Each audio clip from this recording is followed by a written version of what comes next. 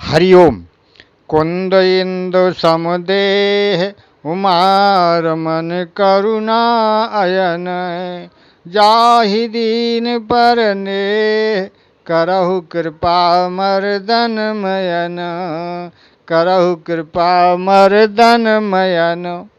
जिनका कुंद के पुष्प और चंद्रमा के समान गौरवर्ण तन है, जो पार्वती के प्रीतम पति और दया के धाम है, और जिनका दीनों पर स्नेह है, वे कामदेव का मर्दन करने वाले भगवान शिव भोलेनाथ मुझ पर कृपा करें।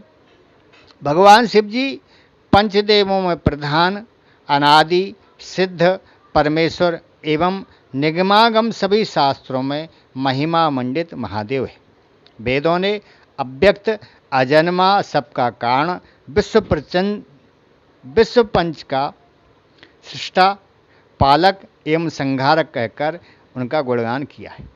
श्रुतियों ने सदा शिव जी को स्वयंभू, शांत, प्रपंचातीत, परात्पर, परम तत्व, ईश्वरों के भी परम महेश्वर कहकर स्तुति की है।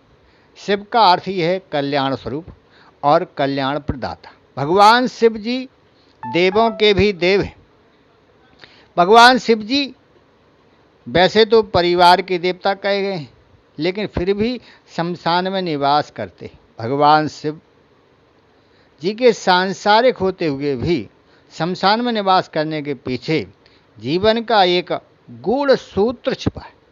संसार मोह माया का प्रतीक है, जबकि शमशान वैराग का प्रतीक है। भगवान शिव जी कहते हैं कि संसार में रहते हुए अपने कर्तव्य पूरे करो, लेकिन मोह माया से दूर रहो, क्योंकि यह संसार तो नश्वर है, एक ना एक दिन ये सब नष्ट होने वाला है। इसलिए संसार में रहते हुए भी किसी से मोह मत रखो, अपने कर्तव्य पूरे करते हुए वैरागी की तरह आचरण करो।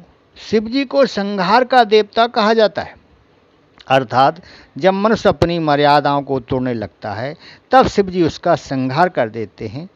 जिन्हें अपने पाप कर्मों का फल भोगना बचा रहता है, वे ही प्रेत योनि को प्राप्त होते। भगवान शिव जी संहार के देवता हैं, इसलिए उनको दंड भी वे देते, इसलिए शिव जी को भूत प्रेतों का देवता भी कहा जाता है। दरअसल यह जो भूत प्रेत हैं वह कुछ और नहीं बल्कि सूक्ष्म शरीर का प्रतीक है। भगवान शिव जी का यह संदेश है कि हर तरह के जीव जिससे सब घृणा करते हैं या भय करते हैं, वे भी शिव जी के समीप पहुंच सकते। केवल शर्त यह है कि वे अपना सर्वस्व भगवान शिव जी को समर्पित कर दें। भगवान शिव जी जितने रहस्यमयी हैं, उनके वस्त्र और आभूषण भी उतने ही विचित्र हैं। सांसारिक लोग जिनसे दूर भागते हैं, भगवान शिव जी उसे ही अपने साथ रखते। नांग, जैसे भगवान शिव जी एकमात्र ऐसे देवता हैं जो गले में नांग धारण करते। देखा जाए तो नांग बहुत ही खतरनाक प्राणी है, लेकिन वह बिना कारण किसी को नहीं काटता। नांग पारिस्थितिक तंत्र का महत्वपूर्ण जीव है। जाने अनजाने में ये मनुष्यों की सहायता भी करता है। कुछ लोग डरकर या अपने निजी स्वार्थ के लिए नागों को मार देते।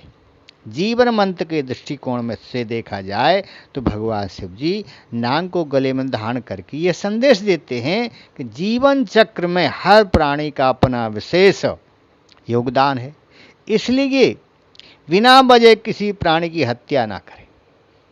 अब त्रिशूल देखिए, भगवान शिव जी का प्रमुख अस्त्र है, लेकिन त्रिशूल का प्रतीक चित्र देखें तो इसमें 3 नुकीले सिरे दिखते हैं। यूं तो यह अस्त्र संहार का प्रतीक है, पर वास्तव में यह बहुत ही गूढ़ बात बताता है। संसार में 3 तरह की प्रवृत्तियां होती हैं। सत्य माने सात्विक, रज का मतलब सांसारिक, तम का अर्थ होता है तामसिक अर्थात निशाचरी प्रवृत्ति। हर मनुष्य में ये तीनों प्रवृत्तियां पाई जाती हैं। फर्क इतना है कि इनकी मात्रा में अंतर होता है। त्रिशूल के 3 नुकीले सिरे इन तीनों प्रवृत्तियों का प्रतिनिधित्व करते हैं। त्रिशूल के माध्यम से भगवान शिव यह संदेश देते हैं कि इन गुणों का हमारा पूर्ण नियंत्रण हो। यह त्रिशूल तभी उठाया जाए जब कोई मुश्किल आए, तभी इन 3 गुणों की आवश्यकता अनुसार उपयोग किया जाए। देवताओं और दानवों द्वारा किए गए समुद्र मंथन से निकला विष भगवान भोलेनाथ ने अपने कंठ में धारण किया था। विष के प्रभाव से उनका कंठ नीला पड़ गया था, इसलिए उनका नाम एक नीलकंठ है। समुद्र मंथन का अर्थ होता है कि अपने मन को मथना, विचारों का मंथन करना। मन में असंख्य विचार और भावनाएं होती, उन्हें मथ कर निकालना और अच्छे विचारों को अपनाना। हम जब अपने मन को मथेंगे तो सबसे पहले बुरे विचार ही निकलेंगे। यही विष है। विष बुराइयों का प्रतीक है। शिव जी ने उसे अपने कंठ में धारण किया, उसे अपने ऊपर हावी नहीं होने दिया। शिव का विष पीना हमें यह संदेश देता है कि हमें बुराइयों को अपने ऊपर हावी नहीं होने देना है, बुराइयों का हर कदम पर सामना करना है। शिव जी द्वारा विष पीना हमें यह शिक्षा देता है कि यदि कोई बुराई पैदा हो रही हो तो उसे हम दूसरों तक ना पहुंचने दें। अब वाहन नंदी देखिए, भगवान शिव जी का वाहन नंदी यानी बैल है। बैल बहुत ही परिश्रमी जीव होता है। वह शक्तिशाली होने के बावजूद शांत और भोला होता है। वैसे ही भगवान शिव जी भी परम योगी और सर्वशक्तिशाली हैं, परम शांत एवं इतने भोले हैं कि उनका एक नाम भोलेनाथ ही संसार में प्रसिद्ध हो गया। भगवान शिव जी ने जिस तरह कामदेव को भस्म कर दिया, उस पर विजय प्राप्त कर ली, उसी तरह उनका वाहन भी कामी नहीं होता है, उसका काम पर पूरा नियंत्रण होता है। साथ ही नंदी को पुरुषार्थ का प्रतीक माना जाता है। बड़ी मेहनत, कड़ी मेहनत करने के बाद भी बैल कभी थकता नहीं है, वह लगातार अपने कर्म को करता रहता है। इसका अर्थ है कि हमें भी सदैव अपना कर्म करते रहना चाहिए। कर्म करते रहने के कारण जिस तरह नंदी शिव जी का प्रिय है, उसी प्रकार हम भी भगवान शिव जी की कृपा पा सकते हैं। भगवान शिव जी का एक नाम भालचंद भी प्रसिद्ध है। अब भालचंद का अर्थ देखिए, मस्तक पर चंद्रमा धारण करने वाले। चंद्रमा का स्वभाव शीतल होता है, चंद्रमा की किरणें भी शीतलता प्रदान करती। जीवन मंत्र के दृष्टिकोण से देखा जाए तो भगवान शिव जी कहते हैं कि जीवन में कितनी भी बड़ी समस्या आ जाए, किंतु दिमाग हमेशा शांत ही रखना चाहिए। यदि दिमाग शांत रहेगा तो बड़ी से बड़ी समस्या का हल भी निकल आएगा। ज्योतिष शास्त्र में चंद्रमा को मन का कारक ग्रह माना गया है। मन की प्रवृत्ति बहुत चंचल होती है, मना ही चंचला कृष्ण। भगवान शिव जी का चंद्रमा को धारण करने का अर्थ है कि मन को सदैव अपने काबू में रखना चाहिए। मन भटकेगा तो लक्ष्य की प्राप्ति कैसे होगी। जिसने मन पर नियंत्रण कर लिया है वह अपने जीवन में कठिन से कठिन लक्ष्य भी आसानी से पा लेता है। अब त्रिनेत्र को देखिए। धर्म ग्रंथों के अनुसार सभी देवताओं की 2 आंखें, एकमात्र शिव जी ऐसे देवता हैं जिनकी 3 आंखें। 3 आंखों के कारण भगवान शिव जी को त्रिनेत्रधारी कहते हैं। जीवन मंत्र के दृष्टि के अनुसार शिव जी का तीसरा नेत्र प्रतीकात्मक है। आंखों का काम होता है रास्ता दिखाना, रास्ते में आने वाली मुसीबतों से सावधान करना। जीवन में कई बार ऐसे संकट भी आ जाते हैं जिन्हें हम समझ नहीं पाते। ऐसे समय में विवेक और धैर्य ही एक सच्चे मार्गदर्शक के रूप में हमें सही और गलत की पहचान कराते। यह विवेक अंतः प्रेरणा के रूप में हमारे अंदर ही रहता है। यही हमारा तीसरा नेत्र है, बस ज़रूरत है उसे जगाने की। अब भस्म देखिए। धर्मशास्त्रों में जहाँ सभी देवी देवताओं को वस्त्र आभूषण से सुसज्जित बताया जाता है, वहीं भगवान शिव को सिर्फ मृग चर्म लपेटे भस्म लगाए हुए दिखाया जाता है। ओम अग्निरति भस्म, ओम वायुरति भस्म, ओम जलमति भस्म, स्थलमति भस्म, व्योमेति भस्म, ओम सर्व हावाइदम भस्म, ओम मन एतानि चक्षुषी भस्मानीति, ओम अघोरेभ्यः अथ घोरेभ्यः घोर घोरतरेभ्यः सर्वत्र सर्वसर्वेभ्यो नमस्ते अस्तु रुद्रेभ्यः। भस्म शब्द में भा अर्थात वस्त्रन अर्थात नाश हो, इसम अर्थात स्मरण। भस्म के कारण पापों का निर्दलन होकर के ईश्वर का स्मरण होता है, शरीर नाशवान है। इसे निरंतर स्मरण रखने का जो प्रतीक है वह भस्म है। ऐसा भस्म शब्द का भावार्थ है।